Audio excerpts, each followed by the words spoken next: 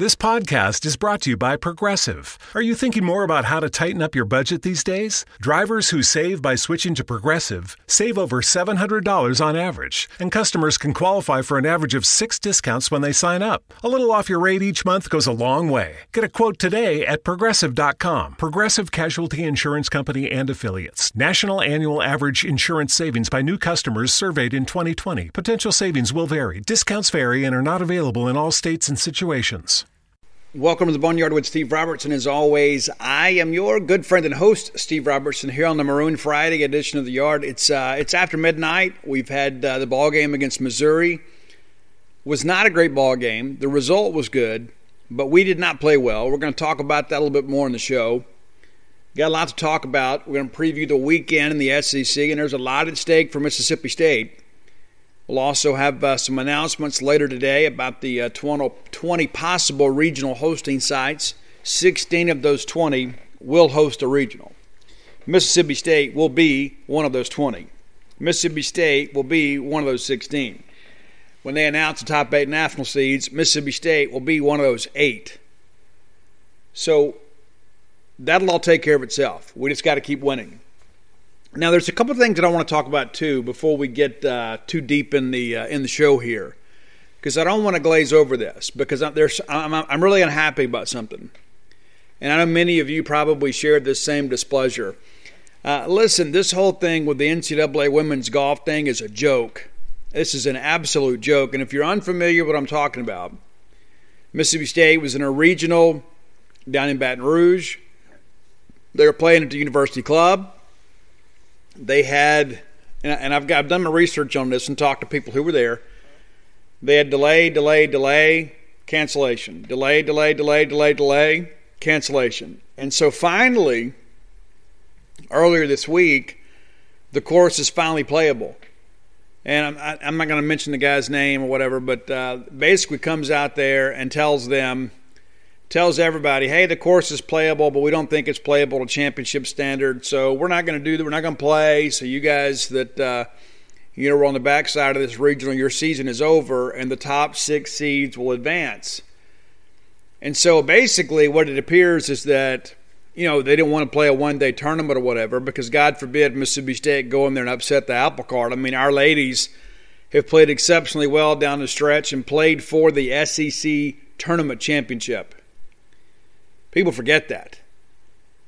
And so we make a regional, we advance, doing a good thing, and then here we are, and we don't get a chance to go out there and play. And there's a lot of ways you can handle this thing, okay? Now, there are a lot of people who are in charge of things that have no business being in charge. And this is one of those situations here. There are a lot of people in leadership positions that aren't leaders. Sometimes they rise to those positions through longevity, or people feel some sense of moral obligation. Say, well, let's let so-and-so do it. He's a nice guy. Well, most leaders are not nice people. We may have some qualities about us that are somewhat, maybe endearing. But at the end of the day, people who are decision makers don't make decisions based on niceties. You got to make tough decisions. And I'm sure this was a difficult decision. It was a wrong decision, but I understand it was a difficult one. But what you do as a leader is you want to try to prevent chaos. That's probably job one. Well, I guess job one is, okay, we want to promote safety. We want to promote fair play, but we want to avoid chaos at all costs. And so if I was in charge of this and say, you know what, guys, hey, listen, we're going to go have a bad experience here today, so we're going to cancel the tournament. I would go and communicate with those coaches and say, hey, listen, gather up everybody. Hey, ladies, gentlemen, here is the decision that we have reached, and this is why. This is the reasoning behind it, and this is what we're going to do. And then that way the coaches could have gone and kind of communicated that to their players. But instead, we just walked down there, and I believe the video itself was like 42 seconds, and part of that is the clown walking away. We go out there and we say, hey, the course is playable, but it's not playable championship standard, so your seasons are over. Screw you, ladies. Go have a good weekend. That's not I'm paraphrasing. But that's basically the message it was sent. And so I'll be honest with you, even if I didn't have daughters, I believe I would feel this way. But because I do have daughters and I know how hard they work and the things that they're passionate about, if somebody had taken that away kind of arbitrarily, just of their own, volition, say, you know what, hey, we're going to make this decision. We're not going to consult you about it. We're not going to consult your coach. We're not going to talk to any of your people. You will have no representation at the table, but you're going to have to live with the decision. And if you don't like it, you just, leave. What I don't understand is, there's a ton of courses in Louisiana, and I understand they had some heavy rains down there. And listen, we've all played golf. Most of us have. Wet course, not a lot of fun. But you know what? It's a level playing field. And you know what? Maybe if the supervisor of that course just says, you know what, hey, I don't need all these people out here chopping up my course. I get it. You know what? Why don't we go find somewhere a little bit farther north? Let's make a little effort here to give these ladies who have worked so hard and accomplished so much the opportunity to compete. Do you think this would have happened to the men's tournament? Now, hang on a second. Think it through. Do you think that would have happened to the men? Let me just tell you what I know about college athletics. It absolutely would not have happened to the men. And that makes me angry. It should make you angry. And it's not just because Mississippi State is part of this. And, of course, that's why it's on our radar. But it's not just Mississippi State who was disadvantaged by this decision. There are a lot of other young ladies that have worked and sacrificed. And think about this. They were denied the opportunity to compete last spring due to the COVID cancellations. And I think in hindsight, we all agree that was still all probably the right decision. And so you don't get to compete last year, and now you have the rug pulled out from under you, despite the fact that they say the course is playable. It's just insane to me to think, well, if it's playable, but you know what? We don't want to run the risk of an upset happening in a one-day tournament. Maybe the quality of play is not going to be good. You know what? Here's the deal. When we get ready to go play football and the field is wet, let's say there's been a torrential downpour, and it stops thunder and lightning by game time, we go play the dadgum game, right? We've got a great drainage system at Duty Noble Field, and so it can rain all day, and you give that talented group of guys out there in our turf management program, man, you give them an hour and some Diamond Pro, they can work miracles out there at Duty Noble Field. But we go play the game. Now, granted, a football field and a baseball field is not as big as a golf course. There's a lot more to it. I understand that. But you can't tell me we can't make a decision. The NCAA could have just said, hey, here's what we're going to do. Hey, guys, listen. We're going to extend the tournament a weekend. We couldn't get these things done, and we're going to do what's best for the student athletes here. So we're going to go ahead and push everything back a week. They could have done that. I mean, there's not like a federal law or something in place that says, hey, you got to have it done by this time. I mean, there's got to be some wiggle room. And people are saying, well, next year we're going to have some alternate sites. Why didn't you have any this year? Especially when there was rain in the forecast. And maybe we get into this thing on Friday and say, hey, listen, man, there's a ton of rain already here. There's a bunch more coming. Let's look at some other alternatives. But that's what leaders do. You don't just sit around and watch it rain and hope for the best. You say, listen, we've got a championship we've got to do here. We've got to make sure these ladies get an opportunity to compete. And that wasn't done. And it makes me angry. It really does. And I hope it makes you angry too. And maybe all we do is sit here and vent to each other. But I just believe that our ladies and the other teams that were involved have been discounted. That's how I feel. And there's no way I think that anybody, based on the information that I have, because I've talked to some people with real knowledge of the situation, it's not just rumors and innuendo. This was handled exceptionally poorly. I mean, it's just ridiculous that this happens. Especially when you've got the gift of foresight. It's not like we don't have a weather radar out there. It's not like there aren't other locales around the South that would say, hey, listen, we'll host a thing. But that would require a little bit of effort. I mean, again, and it's golf. I mean, what I mean by that is it's not like you have to pick up and take, a whole bunch of gear with you. It's like, okay, ladies, here's what we're going to do. We're going to move the tournament to Birmingham. We're going to move the tournament to Mobile. Get your clubs. We're going to go. It's as simple as that. And they can say, well, Steve, we got to get rooms. Listen, that's a couple phone calls, man. That's so easy to do. I'm not going to belabor the point too long, but I think it's absolutely ridiculous how these ladies were treated. I think the NCAA has to do better. And when these things like this happen, because I'm not this big proponent of, hey, let's disband the NCAA and all that kind of stuff. And part of it's because I understand how it works. Like these people say, well, the NCAA does this. The NCAA, many of the decisions that are made are voted on by the membership. I mean, the one-time transfer rule doesn't pass if the university presidents are not in agreement as a majority. But this is a decision that is made by a couple people. This is not something that's necessarily, the merit of democracy here. You got people in leadership positions that just don't belong there.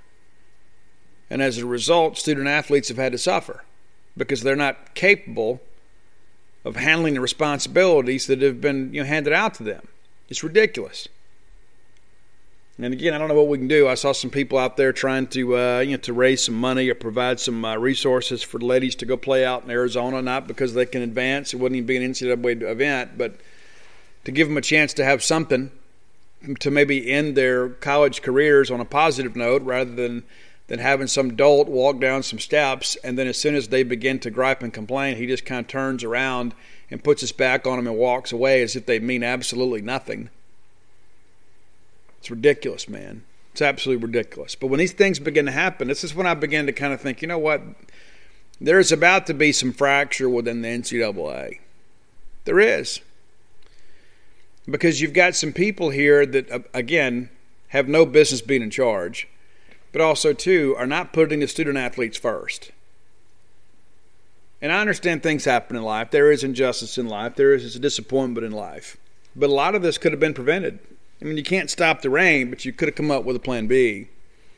Anything more than just walking down the steps of some country club and looking these ladies in the eye and just dropping a bomb on them and then turning around and walking away like they mean absolutely nothing to you. I think that is indicative of how that individual and the people around him that support that decision, how they feel about our student athletes.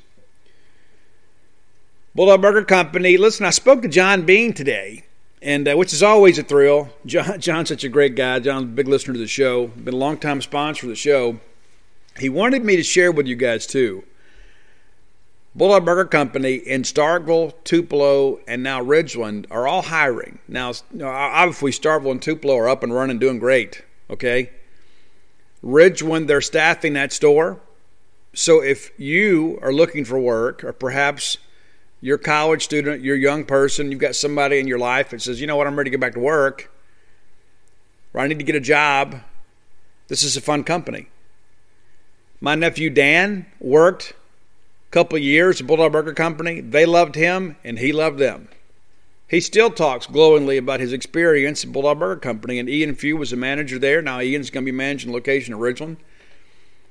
It was great. And they hired him. I said, hey, listen, my nephew's looking for a job. They hired him. And maybe they did it as a favor to me. But it ended up me doing a favor to them because he ended up being a great employee. He loves it. I think he put on about 15 pounds too. So I just say that because I know there are a lot of people out there that are thinking, hey, you know what, these unemployment benefits are going to run out pretty soon, or perhaps I'm done with school and I've taken a trip or whatever I'm about to, but I want to get back and get to work. Give Bulldog Burger Company a chance to take care of you. Great company, run by some great people. I wouldn't do business with them if I didn't support them. If it wasn't a good product, if it wasn't a good business, if there wasn't good leadership. I said, listen, before we began this road, this partnership together, I sat down with John Bean, kind of felt him out a little bit. I mean, I knew some guys, some business partners that are involved with the Eat With Us group. I sat down with John. I said, listen, I'm real careful about who I associate with, and so I want to make sure we're on the same page. And it's been great. It's been wonderful. And you guys love it too. Again, 3 locations to serve you soon. 2 of them already open right here at Starkville and Tupelo. And then, of course, on Lake Harbor Drive there in Ridgeland. It's going to be great.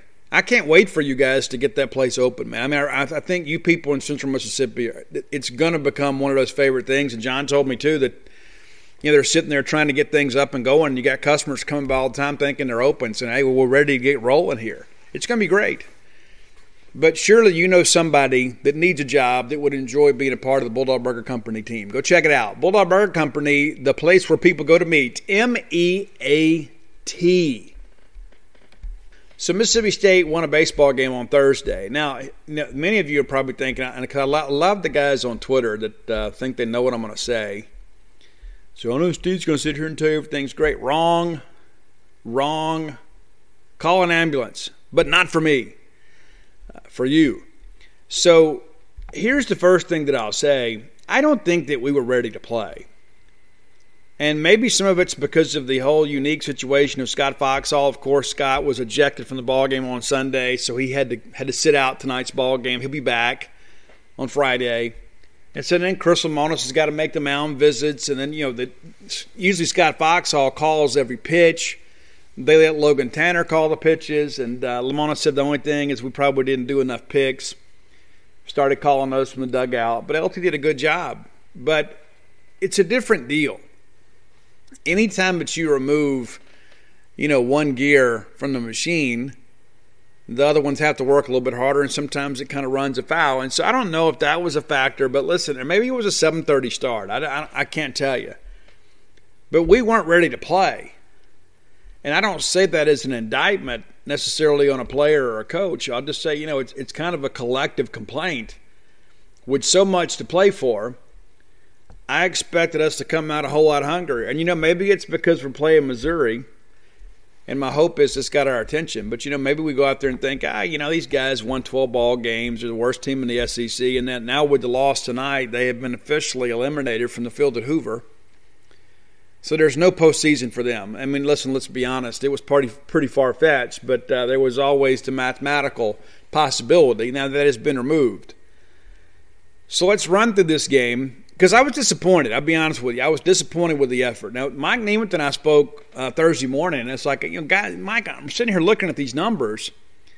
How are these guys so competitive on these Friday ball games? I mean, they don't pitch it well. They're not exceptionally good defensively. They're one of the worst teams in the Power 5 offensively. So how are they doing this? Well, we helped them. We helped them on Thursday. We helped them a lot. And really put ourselves at a disadvantage. And fortunately, we were able to crawl out of it despite the fact that we didn't get great ball games out of Rowdy Jordan and Tanner Allen. But I wasn't happy. Like all of you, I'm sitting here looking through this thing, and I'm thinking, what, this is going to be, this is going to derail everything we're looking for. As we have talked through the infancy of the season, we have a legitimate chance to win the Southeastern Conference Championship. If we do, we could potentially be the number 1 seed in the NCAA tournament. That's how important that is.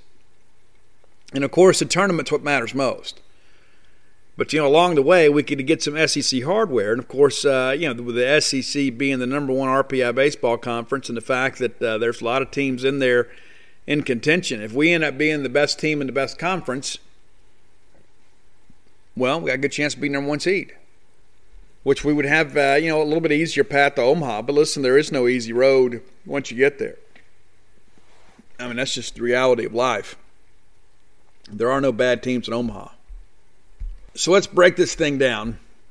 The first thing I'll say, Christian MacLeod didn't get much help early on, and then he didn't help himself a lot after that. And again, maybe some of that's got to do with Scott Foxhall not being out there. But, we got off going pretty good here. Very first pitch of the ball game, it was kind of a loud out, but Varling flies out. We go right behind that. 2 pitches later, we get a fly out to center. So 3 pitches in, and there's already been 2 outs. Then we get behind a hitter, give up a single to left. I'm thinking, we're okay here. We're good. And then Montgomery hits an absolute rocket right at lane Forsythe, and then we can't come up with it. And it's like, okay, here we go. We got a couple fly outs. We give up a single. We roll a ground ball, but yet we're still pitching. And then we get a wild pitch, and, it's just insane to think about all this stuff. Because we have a guy reach on the error, obviously. Now you got 2 runners on. Now there are 2 runners in scoring position. And then Swanger hits one out in front of the plate. Just had a ton of English on it, and LT just couldn't come up with it. Just couldn't happen. So now the bases are loaded. And only 1 ball's left the infield. We hadn't walked anybody. We hadn't hit anybody. We're out here basically rolling ground balls, and we can't get our guy out of the inning. He finds a way, even though it's a lengthy at bat. On a full count, he gets a punch out looking. And this is how this thing goes. Strike called, ball, foul. So we're 1-2, and then we work it full, ball. We don't give in. 3 straight fouls, and then, we get out of the deal. And so even with that, we're up around 30 pitches right out of the gate. So we knew that Christian wasn't going to be around for long. And again, we forget sometimes, he pitched last Friday. So he's going on 1 day less rest. And he went the deepest he's gone in the ballgame all year last weekend.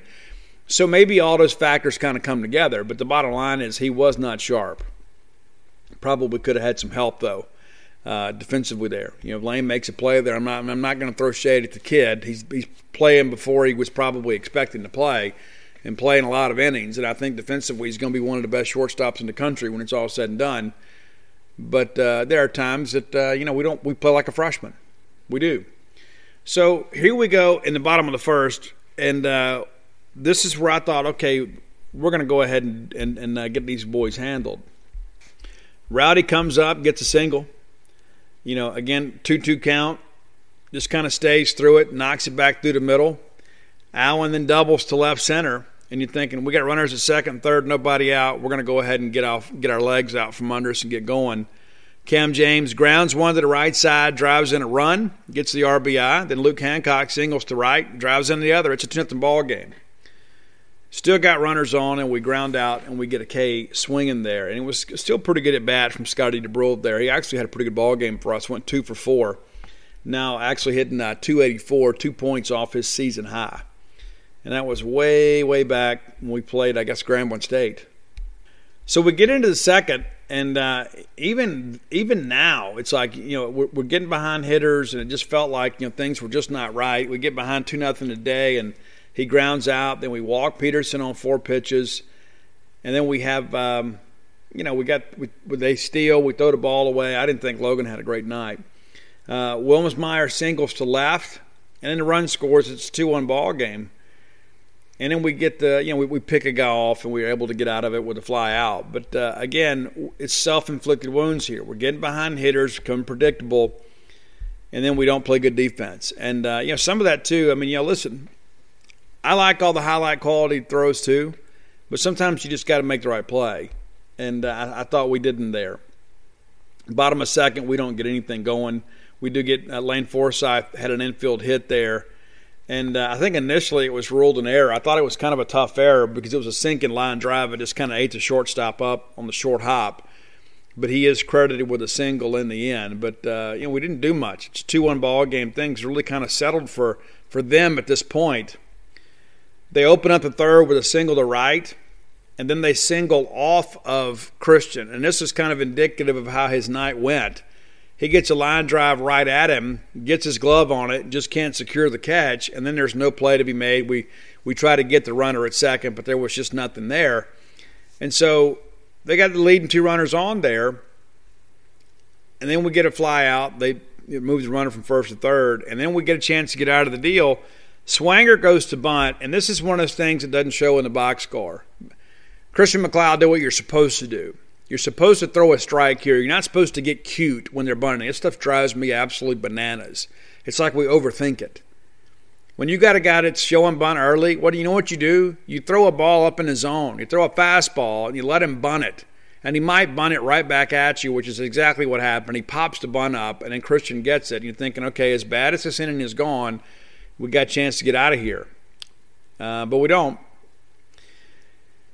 We have a play here where it's the first and third thing, and it's kind of the USSSA play where runners at first and third, they send a runner from second, we throw down, the throw is not there, and then the run from third scores. And now it's a 2-2 ball game.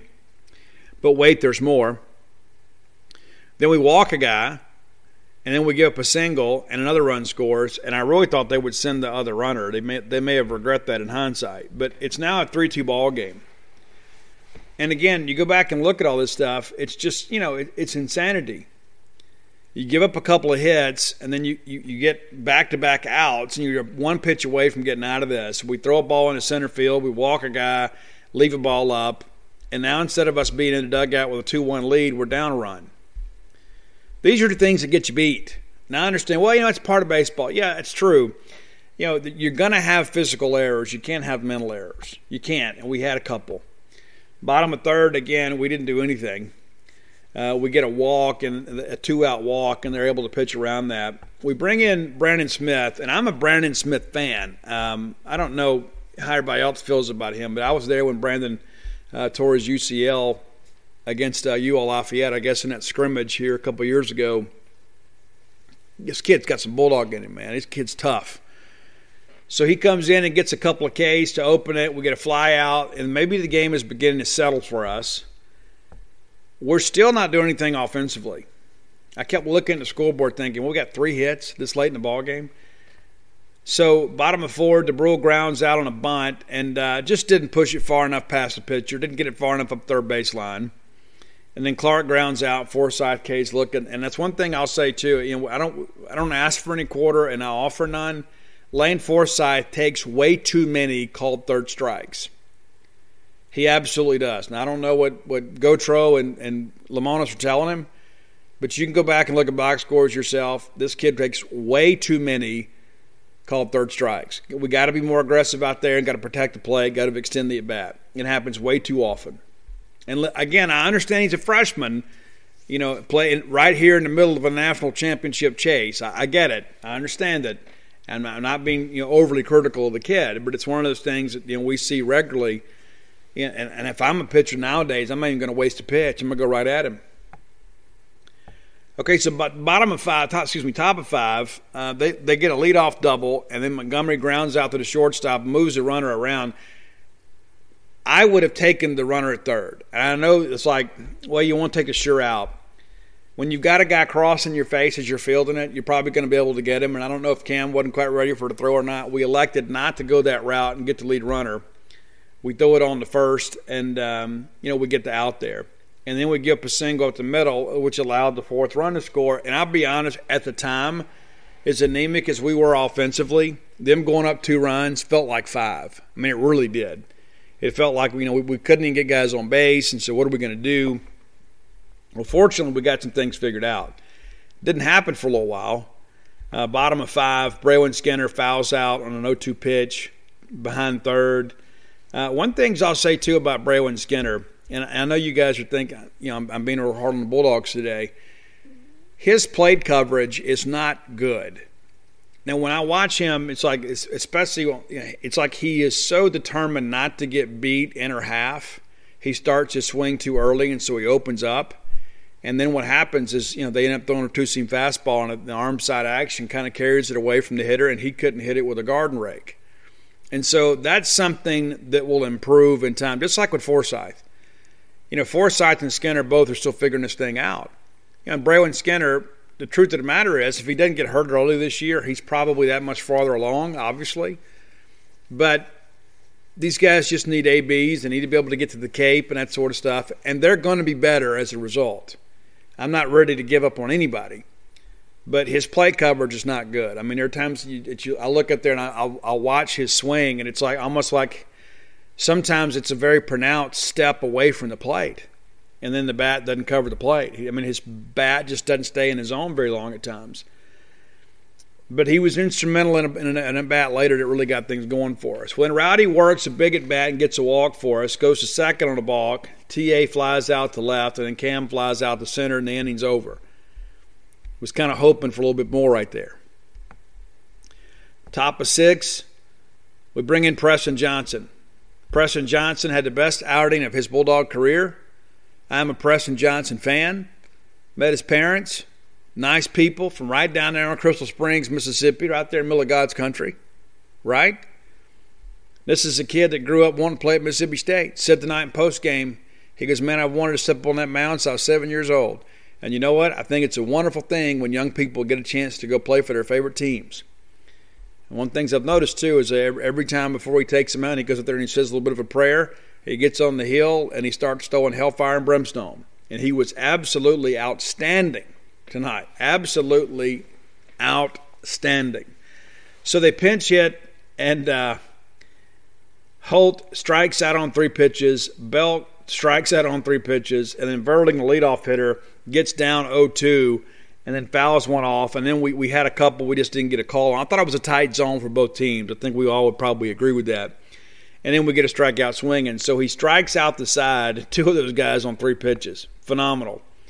Bottom of 6, we get a line out to center from Hancock. Then Logan Tanner walks. DeBrule, great at bat here because he actually is down 0-2 in the count. And I even asked him about this some. I've noticed this here as of late. You know, Scotty's trying to work backside a lot. You'll notice he's fouling the ball a lot into the left field screen or left field dugout. And a lot of that's just because of the fact that he's trying to work backside. Well, it worked out pretty well for him in this at bat. Because even it was an 0-2 count, he takes that ball between third and the third baseman. And there's a diving attempt there. But and listen, I give the left fielder a lot of credit for jumping on that thing because they're able to hold Logan Tanner at second rather than letting him go all the way around and have runners on the corners. Because then Kellum Clark hits a ground ball and they force DeBrule at second. Well, if that runner's at third, he's going to score there. That's how significant that was. So good defensive effort, though, by Missouri. I mean, you kind of tip of the cap there because of the fact their left fielder really worked hard to get over there and prevent him from taking third. It saved a run when it's all said and done. Then Forsythe grounds out to third. Really close play, too. Now, one thing I'll say about the kid, he gets down the line. Top of 7, Preston Johnson still out there holding court. Gets a K swinging, walks a guy on 4 pitches, and we were thinking, okay, he's beginning to fade. Nope. Comes right back, strikes Montgomery out on 3 pitches, and then strikes out Man looking, and it was a phenomenal pitch, too. That's one of those things that I love about Preston Johnson. The guy ordinarily hits his spots. He's not just a fireballer. He's a guy that can go up there, can throw a change for a strike, throw a breaking ball for a strike, and, you know, when you can do that, the game changes for you. Bottom of 7, we finally decided, okay, it's closing time, Missouri. We've let you guys lead a couple laps. We're going to cross the finish line alone. Braylon Skinner walked on 4 pitches, and I didn't think most of those pitches were competitive. And that's not to throw any slide at Braylon, but I thought most of those pitches were pretty easy takes. And Braylon does a good job laying off of them. That's not always the case, but in this situation, he did a good job, got on base. Rowdy K swinging on a really nice breaking ball. On an 0-2 pitch, they threw a breaking ball in the dirt, basically bounced up there. Came back the very next pitch, threw the same thing, but threw it for a strike, and Rowdy just couldn't get it. And then some drama happens. Very next pitch, TA unloads on one, and immediately I said he's under it. He's under it, he's under it, he's under it. But, man, that ball continued to carry, and then Kiefer is up against the fence, and a lot of people are kind of hoping that ball gets out. Well, it doesn't. He robs a home run, and it kind of felt like, man, it's just not going to be our night. So, again, tip of the cap. I mean, these guys got nothing to play for other than the pride of the game themselves. And Kiefer makes a great play, keeps the lead at 4-2. So it takes a 2-out rally. Cam James takes advantage of Mizzou playing big infield. Because on 2 outs, that's what you call, right? Okay, we're going big infield. You're going to back everybody up and field everything in front of you. Take the easy play at first. Well, it wasn't an easy play. He kind of chops it out there. And so they have to hurry. And Cam is pretty fleet of foot. Cam gets down the line there. I think he's going to beat it out anyway, and he was credited with a hit. But they had to hurry, and they kind of rushed the throw, and it gets loose, which allowed Skinner to go to third. Very next pitch is a wild pitch. Skinner scores. It's a 4-3 ball game. And it kind of felt like Mizzou was in trouble. Even though it was a 2-out deal, you felt like they were in trouble. They walk Hancock and Tanner both on 4 pitches. Snyder's runners at first, second, and third here because Cam James is on base, just trying to make something happen. And then DeBrule comes up and has arguably the best at bat of the ball game. Scotty steps in there and tells Lamonis before he takes the sips into the box, "Hey, Coach, I'm taking until I get a strike." That's a veteran move. That's one thing that I always kind of scratch my head about is like when you sit here and you watch a guy walk the guy at the plate ahead of you if you're on deck. You watch a guy walk on 4 pitches. Why would you go jump on the first pitch? Why wouldn't you make him throw you a strike? And listen, I'm a firm believer in hunting the fastball early in counts. But when I've got a guy that's struggling to throw strikes, why would I go out there and give him a strike right out of the gate? just because more times than not you're going to foul that ball back. And so why not make him throw you a strike? And that's what DeBrule does. He takes ball one, then he gets the strike. He gets an opportunity to take one the other way, can't quite get it done, and then we work the count here. And then it gets to be 2-2, and they throw a breaking ball that was close enough. I didn't think they'd get a call, but there are a lot of people that would offer it that pitch, and if they did hit it, ground it back to the pitcher there. But instead, Scotty lays off of it, lets that breaking ball dip low, and then it kind of stays true. We get a full count there. And so the guy is going to give you a hittable pitch because, you get the bases loaded, time runs at third. He's not going to walk the run in. The runners are in motion on a 3-2 count. And because they weren't able to get the fielder's choice and force the guy at second. They had to kind of hustle and just take the only play they had at first, and the ball was hit back towards the middle, so the second baseman has to kind of scale over there and get it and make an unbalanced throw and just can't get there.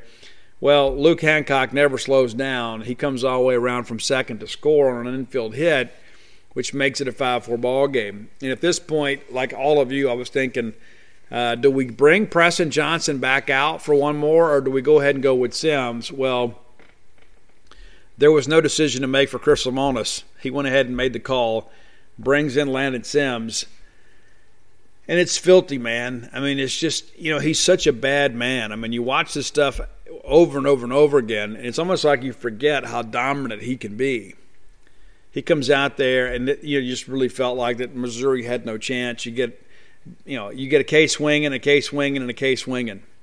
And then we're off to the ninth, right? Because bottom of 8, we don't do anything. We go 1, 2, 3 in the 8th.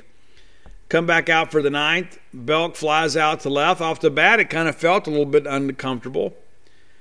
Fell in there. Then we get a K, and then we get a fly out to center. The ball game's over. And it's 5-4. Mississippi State has won the ball game without playing well at all.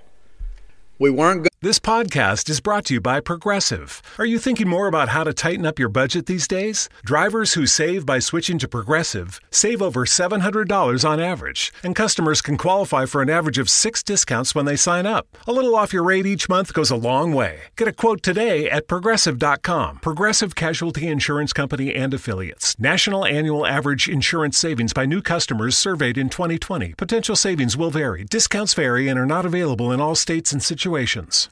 From earaches to strep tests, there's Minute Clinic at CVS. See a provider, fill a prescription, and grab essentials. Or see us online with telehealth options. That's healthier made easier. Visit Minute Clinic at CVS today. Services vary by location. See MinuteClinic.com for details. Offensively until we got into the bullpen, and we kind of were gifted some base runners because of their inability to throw strikes. We didn't play exceptionally well defensively. Logan Tanner had a couple plays that I wish he'd like to have back. Lane Forsythe had one. We didn't play clean. I think we had 3 errors in the ball game when it's all said and done. Let me check the box score. Hey, what if I had a machine that would tell me this stuff, right? So, we actually ruled 2 errors, and I don't know that I agree with that, but it is what it is. So, Preston Johnson gets the win. Landon Sims gets his 7th save of the year. It's just one of those things you look at and you begin to ask yourself, is this one of those teams that just can find a way no matter what the circumstances are? I think there's a real special quality with this group when it comes to that. It's like, let's just keep grinding here. Let's just keep running up pitch counts. Good things are going to happen for us. There's no point in us getting stressed. There's no point in us getting down on ourselves. Yeah, we made some mistakes. We didn't pitch it exceptionally well to start. We didn't get that quality start. And maybe there's a lot of reasons for that. Who knows? We'll be at Tuscaloosa next weekend, and we'll expect a better start because Christian MacLeod's been pretty good on the road. But we got to get out there and make some things happen. And so when you look at this whole thing in its totality and say, you know what, we made all these errors. We didn't swing the bats. But we finally got the game into the bullpen, and they were able to kind of slow the game down until our bats woke up just enough. We were able to take advantage of some mistakes and some base runners that were gifted to us, and we won the ball game. And some would say, well, we didn't deserve to win. I disagree. The team that scores the most runs wins the game. They deserve to win the game. It's not a matter of opinion. It's a matter of math. The team that has the most people touch home plate win the game. People say, well, they walk these guys. That's part of the game. Just like those errors we made are part of the game. We gifted them some things too. It's part of the game. And I love the folks. I love Joe Message Board guy that 5 minutes into a ball game, we got to go ahead and declare the season a failure. Well, that's it. We're not going to Omaha. Okay. We can't have a bad night every once in a while. Guys, we're the number 3 RPI team. We dropped a little bit after this win tonight because Missouri's RPI is so bad. We dropped number 3, number 3 rated team in America, number 2 in some polls. We're not entitled to have a bad night. It's not church league softball. It's not high school baseball. Well, I know in my day we 10-run ruled everybody. Well, your day's over with. It's not how it works anymore. I know Missouri's record is abysmal, but those are SEC players over there. And a lot of those guys are playing for a professional baseball opportunity. They're not going to dog it. They're not going to quit because they're out of the playoffs. They're not playing for next year. They're playing for right now. And so you know what? They're not going to be in Hoover. But you know what? If you go back and look at their numbers, and let's do that before we move on. Let's just kind of look at the last few Fridays for the Missouri Tigers. Because, listen, their record's abysmal, right? So game 1, they lose last weekend, Tennessee 5-4. A game they led in the 8th inning. So Alabama, they lose that ball game 11-8. Another ball game in which they led. You go back to Georgia, Friday night, they win that game 6-4 in Como.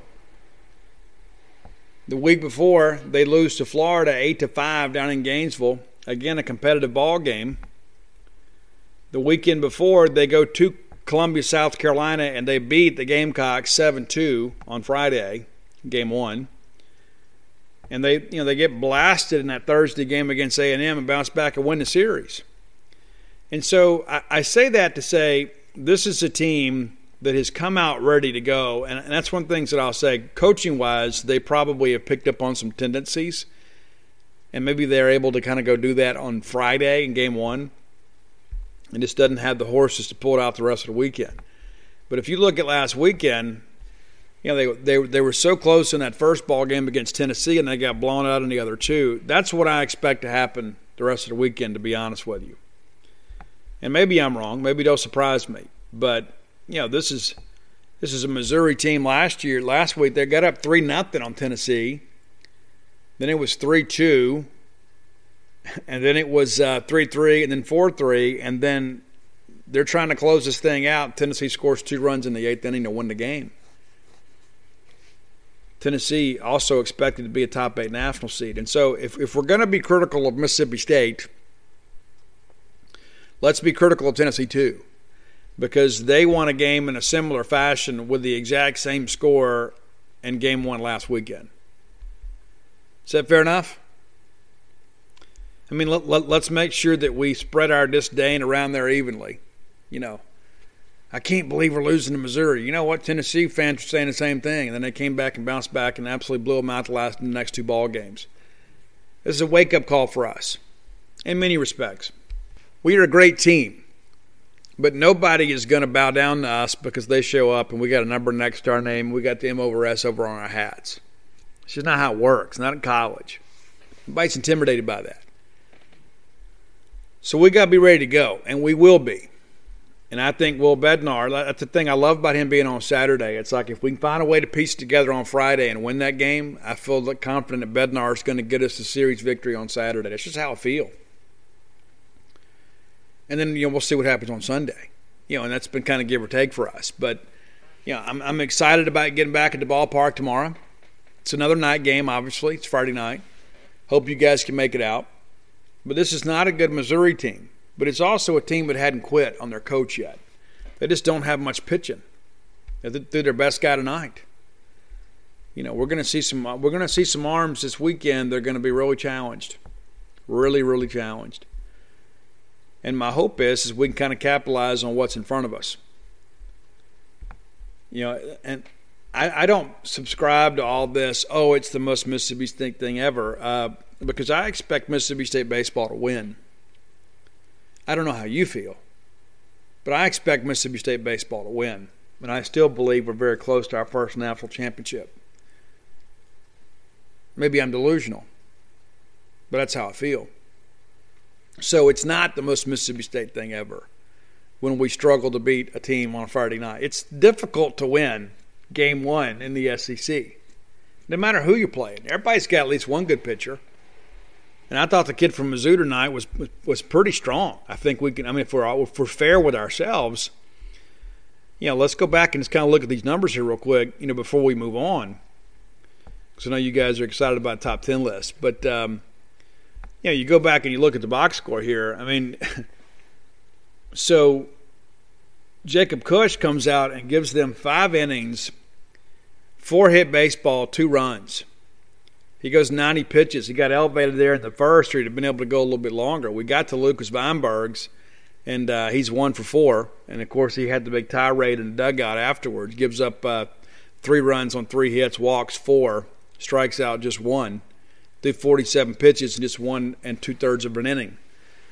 So,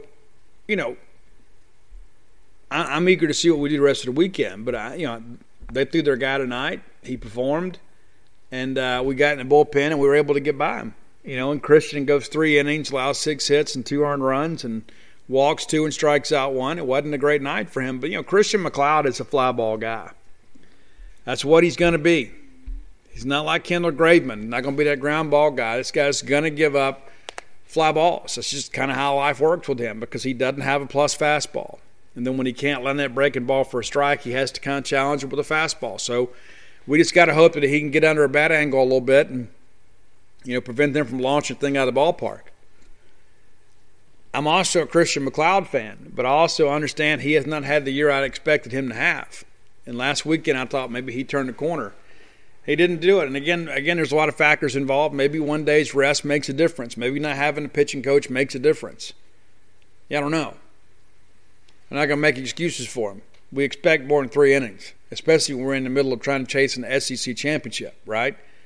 Everybody's got to toughen up a little bit here down the stretch.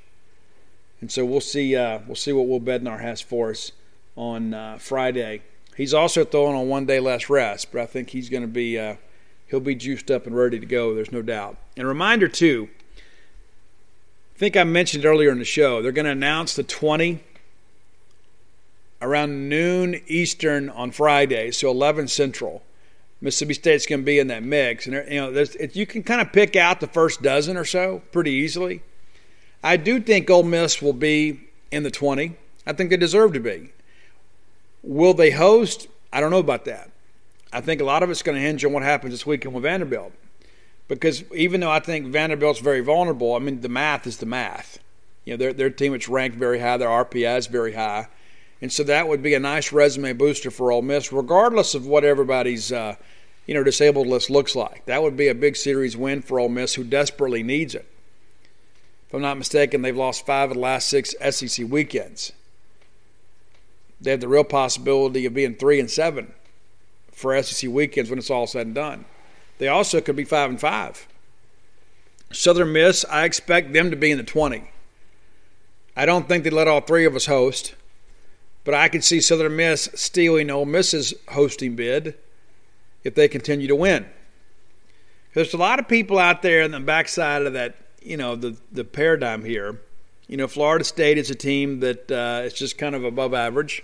They're a good team, not an elite team. There's the University of Charlotte that's been outstanding this year. Got a great RPI. There's Louisiana Tech. Lane Burroughs done a great job there. But, is there any way they give 3 CUSA hosting sites? I would say no. Could be 2, though. I think Southern Miss is in a great position to get that spot. And if not, they're going to be a strong number 2, which means they'll go to one of the weaker number 1s. It's traditionally how it works.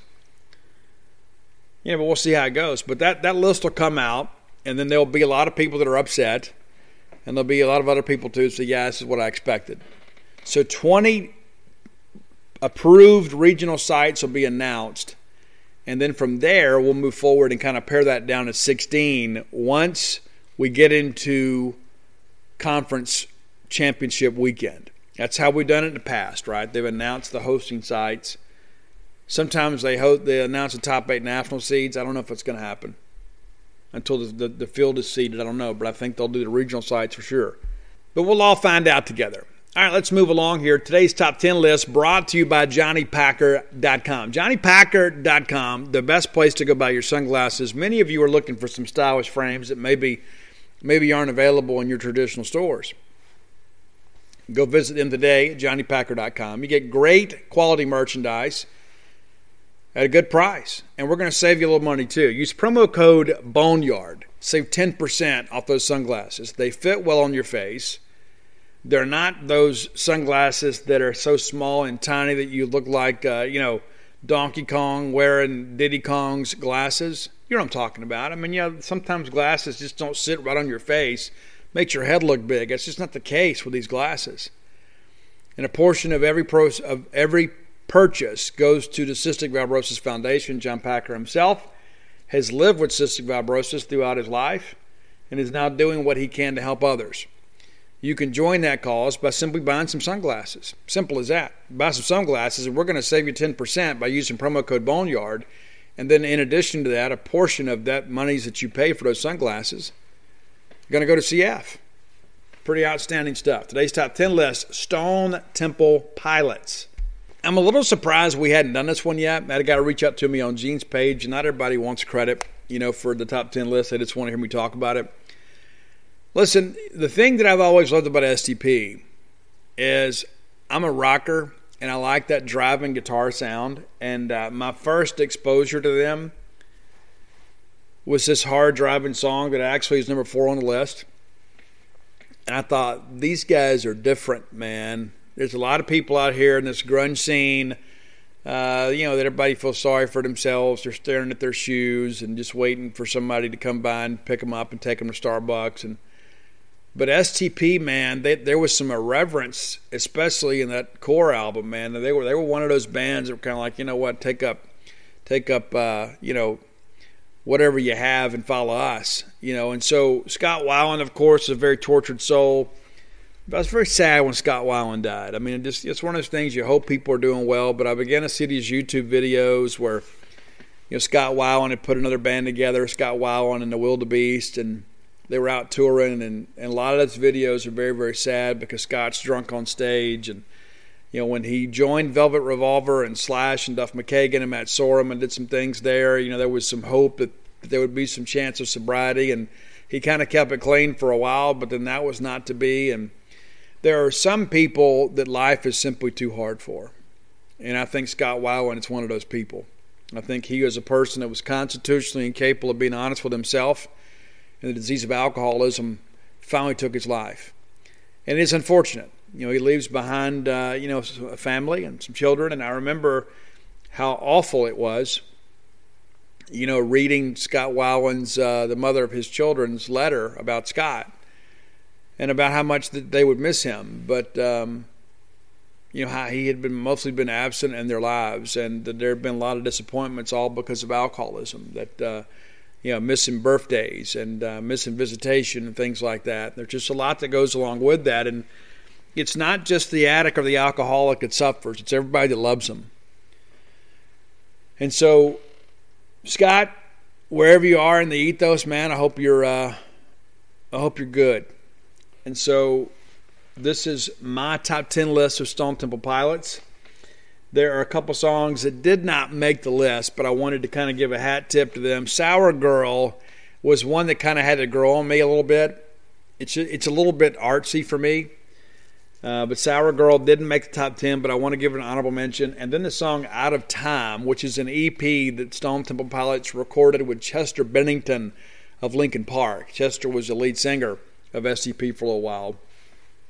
And so that's a good little album. You can go check it out if you like Chester, and maybe you're unfamiliar with that. I think it's a 5-song EP. It's actually pretty cool. Okay, so here's my top 10 STP songs. Number 10 is Big Bang Baby. And this is one of those ones, too, that the tone of the guitar is so different than anything else in the catalog. And I think Scott's vocals, because of the fact that Scott is just one of those kind of people that just kind of understood how to add nuance to songs and things like that. There was just so much character to this song. I think Scott did a great job on it. Number 9 is, and I've seen them perform this live. I saw STP with a new singer at Rocklahoma a couple years ago. Thanks, Mark. But the song Meadow, and I really dig it. I love the guitar on this one, but I think that they have gone out and found a decent replacement for Scott Weiland, and I think that the music is actually being performed at a high level. I was very impressed with his ability to kind of maintain the vocal range that Scott Weiland had. And of course, there's not the same character because he didn't write those songs. But I wanted to get that in there because I think it's important that people understand there has been life after Scott when it comes to Stone Temple Pilots. Number 8, another one of these songs that is a true banger. It's Wicked Garden. This is one of those songs, too, that a lot of the hits for STP were kind of ballads or slower songs, things that weren't quite up-tempo. This is one that's certainly up-tempo. Number 7, I know some people will say, Steve, this should be higher on your list. And you know what? That's okay. I love this song, but there are so many songs between now and number 1 that at some point have been my favorite Stone Temple Pilots song. So it's difficult for me to decide. And if you ask me next month, I might feel differently about this list. But number 7 for me is Big Empty. And I know for many of you that's your favorite STP song. So it's on my list, but it's not in my top 5. Number 6 is a song that I absolutely love, and it took me a long time to kind of figure out what this whole thing was about. And I think that's the beauty in art, is that it kind of evolves over time. But it's Tripping on a Hole in a Paper Heart. I think Scott is great on this song. I think he is absolutely phenomenal. And I thought they had begun to kind of recapture the magic just a little bit with this track. Number 5, going back to the first album, it's Dead and Bloated. And it's so loud and rude and in your face that it's a perfect opening song for an album. What's so great about it, too, is how great the percussion is. It's like once they kick it in and get going, you kind of ride that wave. Number 4, my first ever experience with Stone Temple Pilots came on MTV in the early 90s.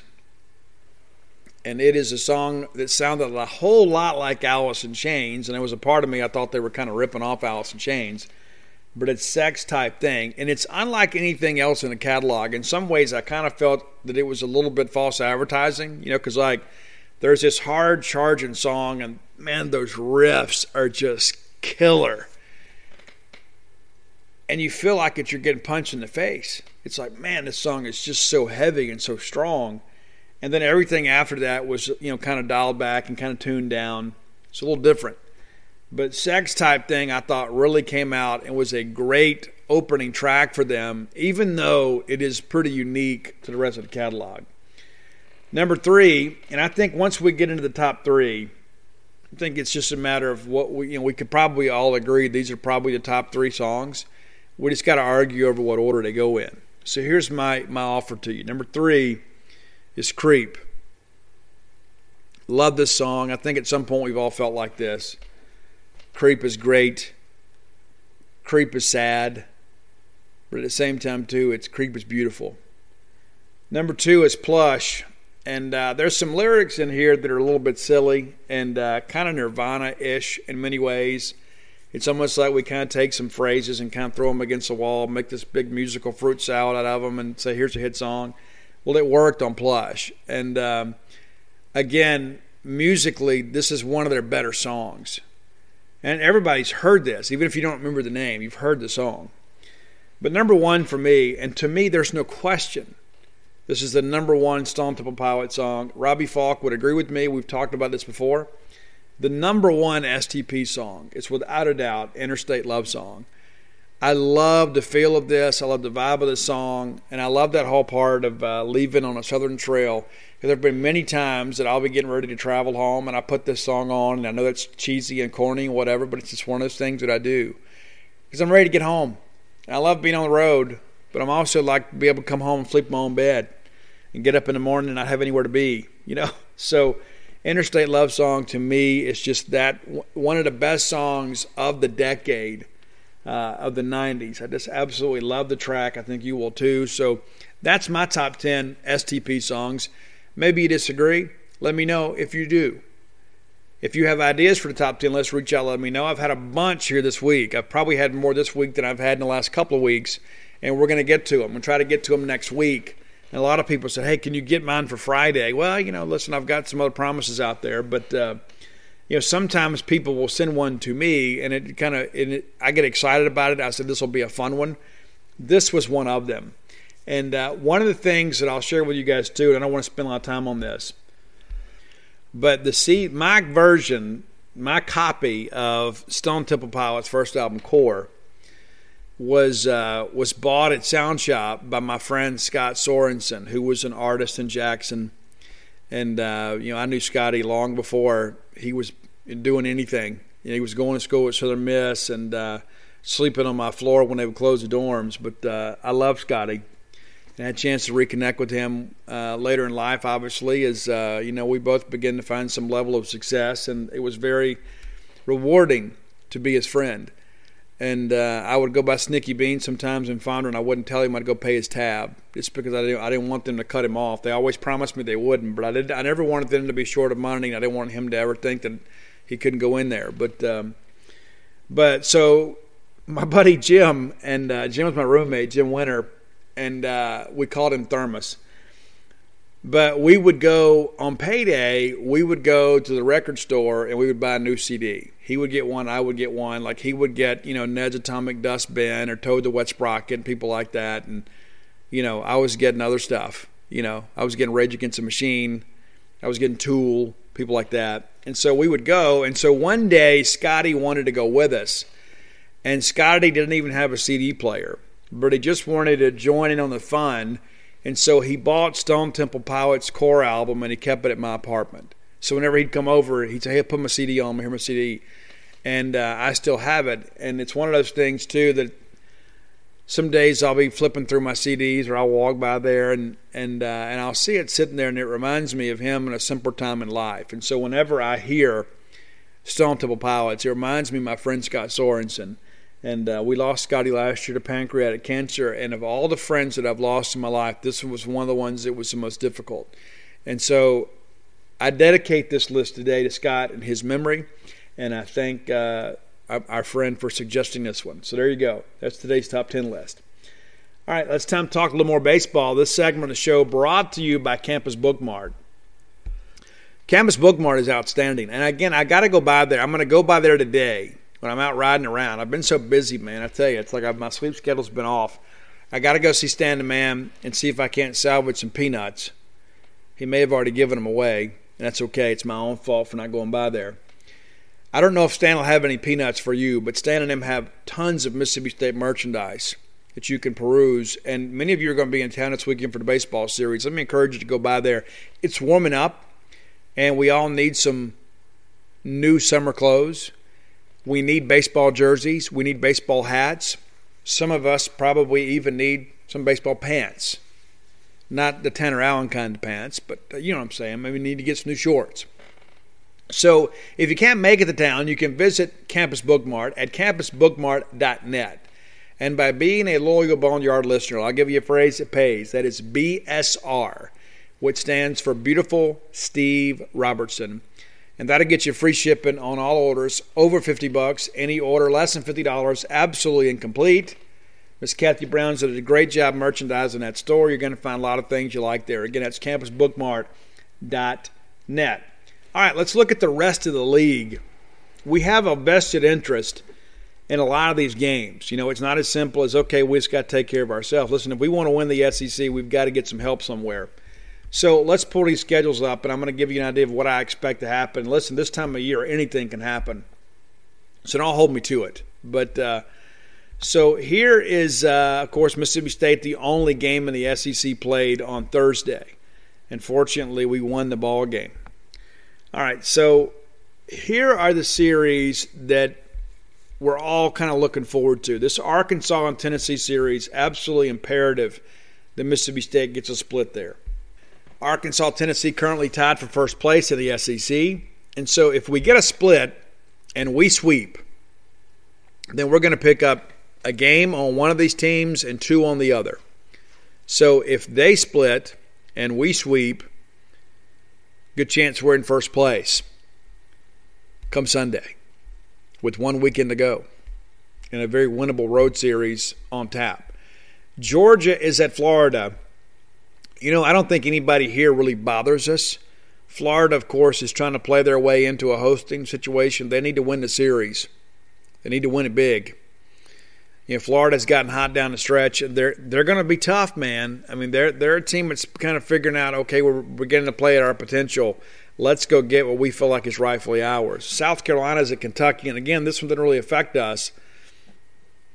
Kentucky needs some wins, so I'm kind of pulling for Kentucky. I'm pulling for Nick Mingione. Even though this year has been a step back in the right direction, I'd love to see Nick make a tournament. Vanderbilt, of course, is at Ole Miss, and this whole thing with Vanderbilt's pitching rotation is very interesting. I know initially they said it was TBA. Now they're saying Leiter's going to go. As wild as it sounds, we really need a split here, and we'd like, and I'll be honest with you, we'd like Ole Miss to take 2. I just don't know that they can. I think Rocker's going to be so dominant that Ole Miss is going to have a tough time getting to him. It's like I laugh sometimes when I see people say, Ole Miss has got the best offense. Here's the thing. You know what stats matter? Wins. That's what matters. Wins. Oh, we got this great offense. Okay, great, but you can't get anybody out. So it doesn't mean anything if you can't win. So if Vanderbilt will drop a couple, that's really big for Mississippi State. Not just in the SEC race, but in the top 8 national seed race. We'd like to see them drop a couple ball games. I don't think they're going to drop Brittany next weekend. They get Kentucky next weekend, and maybe Nick and them can get a game. But, Ole Miss, I think, is capable, especially, okay, let's say Rocker wins on Friday and Doug Nikhazy wins on Saturday, and you get into Sunday, it's anybody's game. It absolutely is. Ole Miss is at home. It's going to be a great atmosphere. Anything can happen. And Sunday pitching for Vanderbilt's been so Jekyll and Hyde, you just never know what things are going to look like. But we definitely need a split there. A&M, of course, is at Auburn. This doesn't affect us. We swept both of these teams. But I'm rooting for Butch Thompson. I'm rooting for Butch, and they have had a lot of adversity this year, more so than Texas A&M. They've had a lot of guys that have had some issues this year, and they finally got some guys healthy. And Auburn's that's an offensive ballpark. I think they'll have a chance to do some good things there. I'd like to see Auburn take the series. But, A&M took the series from Ole Miss last weekend. I'm sure they're feeling good. And basically the winner of this series between A&M and Auburn will go to Hoover, and the other one possibly eliminated. It's kind of a play-in series for them. And then Alabama's at LSU. Neither one of these really bothered me because, again, we're going to play Alabama next weekend. But the winner of this series is going to put themselves in a much better position to host. The loser of this series is going to have to go to the Hoover looking to win some games. It's that simple. I don't know how motivated I want Alabama to be when we get there. I don't think they're nearly as good as us. But, their backs are going to be against the wall a little bit. And so it may be in our best interest for those guys to win the series this weekend. And perhaps they relax a little bit thinking, okay, we're firmly in the position at Hoover and we've got a chance to go make the tournament. Because if LSU loses this series, I think the chances of them making the tournament short of them winning the SEC tournament are very, very slim. Very, very, very slim. And rightfully so. They haven't played well. We're basically asking them to sweep these last 5 of 6 games at least and sweep an SEC opponent. They haven't been able to sweep a team all year in the SEC. And then you're going to be playing against some teams that have something left to play for. It's just, you look at it and you begin to think, okay, we talked about this a month ago. It was a different scenario. Alabama had struggled a little bit.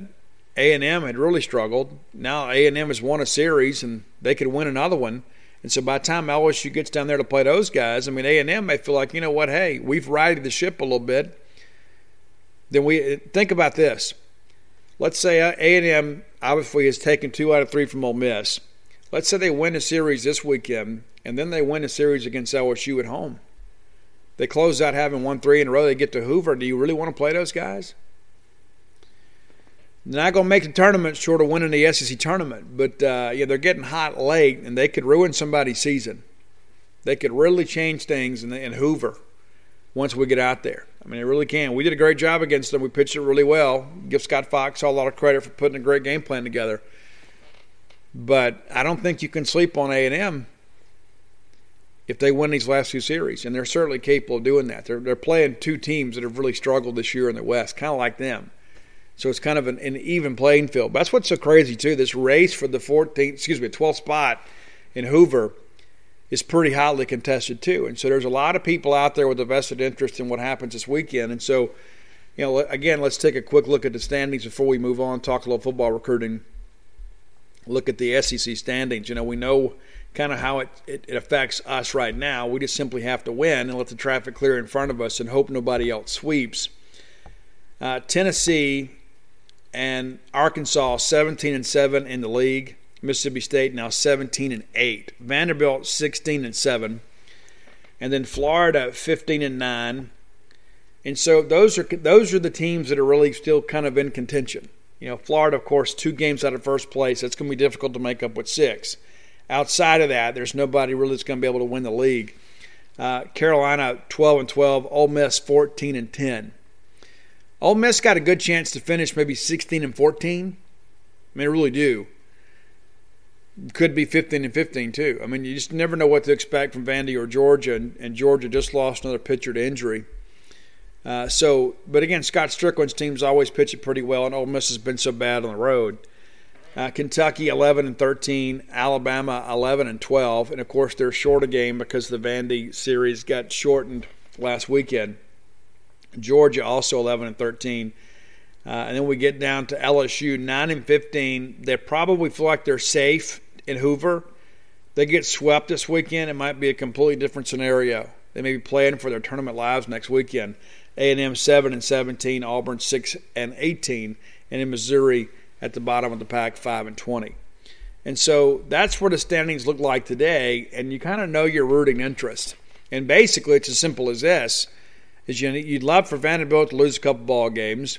You'd love for Arkansas to lose a couple ball games. We don't play Tennessee, but the bottom line is we need everybody else to split, and we need to sweep. It's as simple as that. And if that happens, we're going to be in first place, and maybe first place by ourselves, depending on how things shake out, with 1 weekend left to play. Time to talk a little recruiting, brought to you by Portico. Portico, of course, a great residential development right here in Starkville. Many of you have talked about moving to Starkville, making it a more permanent residence for yourself. I would encourage you to do so. I love living here. I will probably be here for the duration, at least in some way. I may end up having a second place somewhere just to kind of get away every once in a while. But maybe that's what you're looking for in Starkville. Maybe you're thinking, you know what, Steve, we have a life down here in Jackson. We have a life over in Birmingham. But we'd love to have a place there in Starkville that when maybe we can Airbnb that thing out when we're not using it. But, when there's ball game weekends, rather than us having to go get a hotel and check in and check out, we've got a place to keep our stuff. And maybe it's an investment property for you. Portico's a great place. Just over a mile from campus, right on Garrett Road behind the Chrysler Jeep dealership. It's easy to find. You come off 82 on to 12 like you're going towards campus. It's the very first right. You pass over Old West Point Road, and there you are. There's Portico. Easy to find. You'll be glad you did. You're going to have the walking trail out there. And listen, guys, Brooks told me, just got a new contract on a house. So there's 3 left in phase 1. So if you're looking to move to Starkville, maybe here in the next couple months, you need to make a call today. You need to find out what your options are with Portico. And then here in about 6 weeks, they'll get those other roads done and kind of begin knocking out phase 2. It's going to be 51 houses in this development. So it's going to be a sizable development, but we're not going to have people on top of each other. Brooks can answer all your questions. Brooks, of course, a guy that loves Mississippi State, loves Starkville. He's invested in our community. He's invested in you. Happy to talk to you. Give him a call today, 601-416-8075. Again, that's 601-416-8075. You may remember Brooks Bryan made a pretty big catch to send the Diamond Dogs to Omaha. I'll never forget that. Never in a million years. Brooks is my dad's favorite player on that team. He said, my man Brooks Bryan robbed a home run. My dad was here to see it. So, Brooks, thanks for that. That was a great memory from my dad. So, let's talk a little bit about recruiting before we get out of here. So, we've talked some about Badarius Knighton, and he named Mississippi State as his leader a week ago. Well, some things have changed since then. Auburn has extended an offer, and it looks like things are a little different now. A lot of discussion that he may announce his decision on Friday. Now, leading into the week, it was kind of undetermined when he was going to announce. And now all of a sudden he's got the Auburn offer, and now he's ready to make the call. So some people are thinking, you know what, this is no good. Now, earlier in the week, talking to some people very close to the family, said, listen, man, they're going to let him make his own decision, but they would love for him to be here, kind of repping the home state, being closer to home, makes it easier on everybody. And listen, he had a nice contingent of people that made the trip up there to watch him play when he was at SEMO. So it's not like this is the guy that his family hasn't been involved.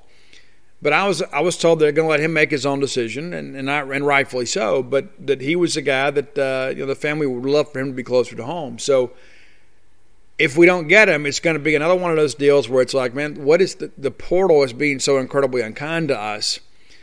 And then there's always this whole concern too. It's like, why are we having a tough time closing out on these corners? Well, part of it's because of the fact that we've got two starters in Martin Emerson and Emmanuel Forbes. Those guys are, if I'm looking at videotape and I say, listen, hey, coach, where am I going to play? Oh, you mean you can't come in here and be out a freshman? Hey, coach, he was a freshman All-American. Okay, I did my research. And so that's been part of the issue. With a lot of these guys, I know I've talked to them. It's like, hey, listen, I love Mississippi State, but I gotta get some idea of how much playing time I'm going to get. I only got 1 or 2 years left to play. And especially with these grad transfers, they're thinking, I can't go somewhere and just be a depth guy. I'm trying to get to the league. I'm trying to get out there and get some things on tape. I got to go somewhere I can play. And so that's been a hindrance to Mississippi State's efforts. I'm not making excuses for anybody. I mean, that's just how the cow eats the cabbage.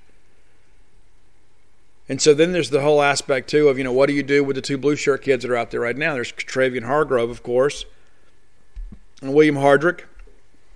Both of those guys at this point have agreed to wait and sign when fall camp begins. They're going to report with the newcomers on May 27th. And if they sign during the summer, they count towards 2021. If they sign in fall camp, they could sign the day after fall camp begins and count towards 2022. So there's some numbers you can move around. It's like people always wonder how Alabama does it. That's a big part of it right there. They can move guys forward. And everybody's so happy to go to Alabama, they're willing to do that. Well, these guys were happy to come to Mississippi State. And so the risk you run there, and again, I think Travian Hargrove is a great get. I think you got to take a chance on a guy like him.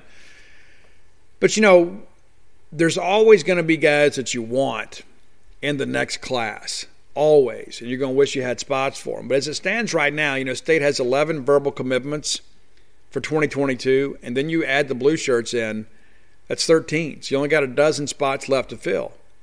Well, you got 3 of those have to go to offensive lineman. Another one's got to go to receiver. All of a sudden, we're down to 8. Not expected to take a running back in this class because you got Hargrove, right?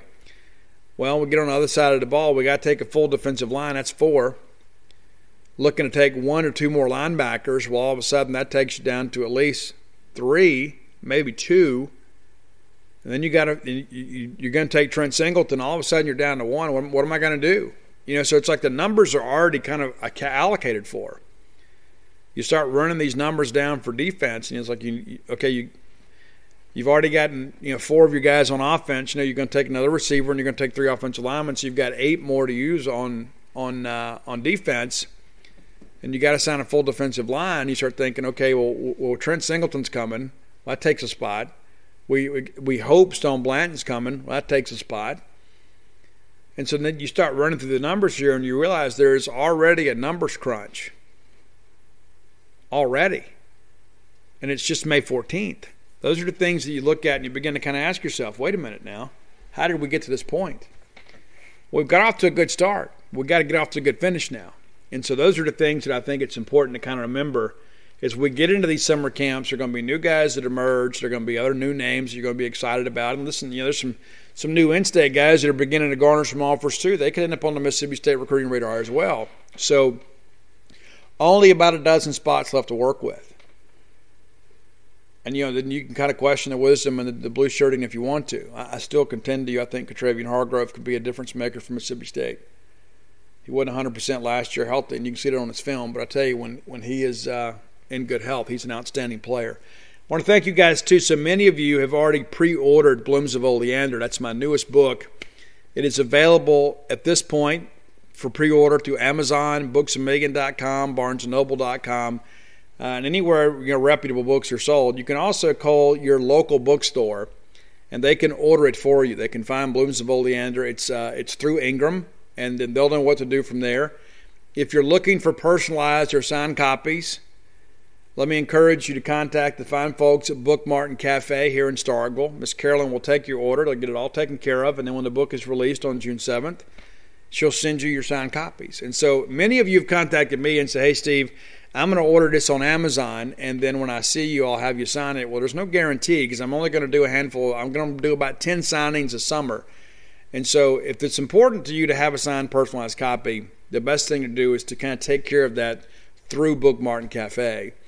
Another thing, too, I'll share with you, too, it's like if I'm signing at Campus Book Mart, I'm always happy to sign, but a lot of times people will come up and they'll have a book they bought on Amazon or whatever, and it's kind of disrespectful, to the vendor. It's like they're having me there to get people to come through their door to buy their products. And so if you bring some outside products in, it's just one of those things. It's kind of frowned upon. And so I just shared that with you because if you want those signed personalized copies, if you're going to give them as gifts or whatever, you need to order them through Book Martin Cafe. You contact them, you can call them directly, and they'll take care of everything. They'll take your debit card over the phone.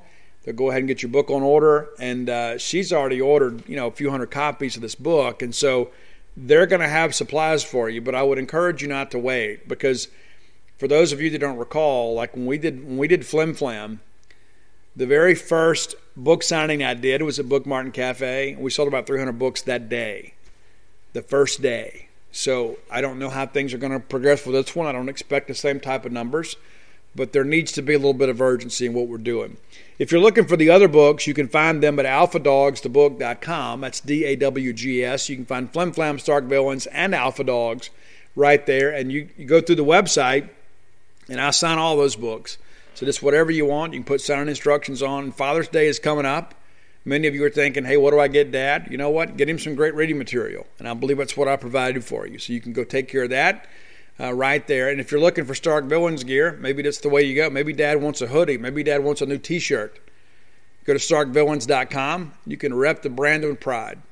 That's going to do it for today. I look forward to being back with you guys on Monday. Hopefully we're talking about taking some more positive steps towards a potential SEC baseball championship. And I would be remiss if I did not mention the Mississippi State softball team and the great run they had in the SEC tournament. That ended today with a loss to Florida, the number 4 team in the country, and your SEC regular season champion. But we expect to get in a regional somewhere, and I don't know that I'd want to play us, to be honest with you. It's like, we've never won a regional in softball, and I began to kind of think to myself, maybe this is the year. But I know Samantha Ricketts and Josh and Tyler did a great job kind of getting these ladies to buy into what they had going on, and they were great down the stretch. And so maybe some good things are about to happen for women's softball. That'd be absolutely wonderful. But until next time, let's all live our lives in a way that will make more friends than enemies, and people can see a difference in the way we live.